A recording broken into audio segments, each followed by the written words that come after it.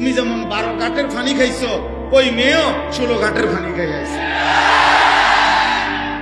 হ্যাঁ, তো কোরআনের ওয়াদা, আমি তো খোলামেলা বললাম। এটা কোরআন, সরাসরি আল্লাহর কোরআন বলছে।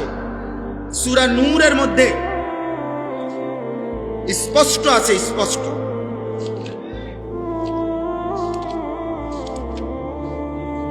এই দেখো, শুনাই, ওয়াজের উপর ওয়াজ অন্যরা করবে। এই যে দেখো, আয-যানি লা ইয়ানকিহু ইল্লা যানিয়াতান আও মুশরিকা, কোরআন শরীফের আয়াত। আল্লাহ বলেন, ব্যভিচারী পুরুষ যাকে বিবাহ করবে সে কেমন নারী হবে? খোদার কসম আল্লাহ বলছে, ইল্লা জানিয়াতান আও মুশরিকা। আল্লাহ বলছে ব্যভিচারী পুরুষ, চরিত্রহীন পুরুষ যাকে বিবাহ করবে সেই নারীটা কেমন হবে? আল্লাহ বলছে দুইটা হবে, ইল্লা জানিয়া, সেটাও হবে আরেকটা ব্যভিচারিণী নারী, আও মুশরিকা, অথবা মুশরিক কোন বেঈমান নারী। এর বাংলা কোরআন শোনা, ডাইরেক্ট কথা, বাংলা কথা, মানে কোনো ঘুরানো পেছানো কথা, পরিষ্কার আগে সাফ কথা, কোনো ব্যাখ্যা নাই।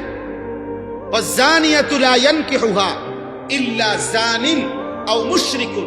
এবার আল্লাহ পরের শব্দ বলছে, কোন ব্যভিচারিণী নারীকে, শোনো ভাই, মহিলারাও শোনেন, মা বোনরাও শোনেন।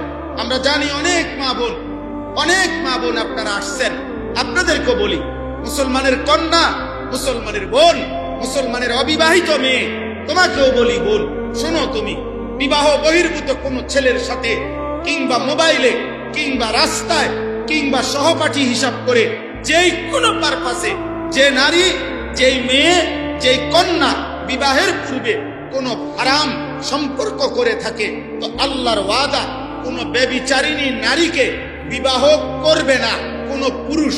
যেই পুরুষটাই বিবাহ করবে তার পরিচয় কি হবে? আল্লাহ বলেন, ইল্লা জানিন আও মুশরিকা, নিশ্চিত ওইটা কোন ব্যভিচারী পুরুষ হবে অথবা বেঈমান পুরুষ হবে। মালিক স্পষ্ট ব্যাখ্যা দিয়েছে। ওয়া হুররিমা যালিকা, আরো রয়েছে।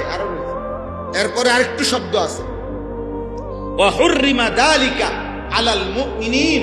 আল্লাহ তাআলা বলেন, ঈমানদার পুরুষ, ঈমানদার নারীর জন্য, ঈমানদার নারীর জন্য ব্যভিচারী পুরুষ, ঈমানদার পুরুষের জন্য ব্যভিচারী নারী, হুররিমা, হারাম করে দেওয়া হলো, হারাম করে দেওয়া হলো।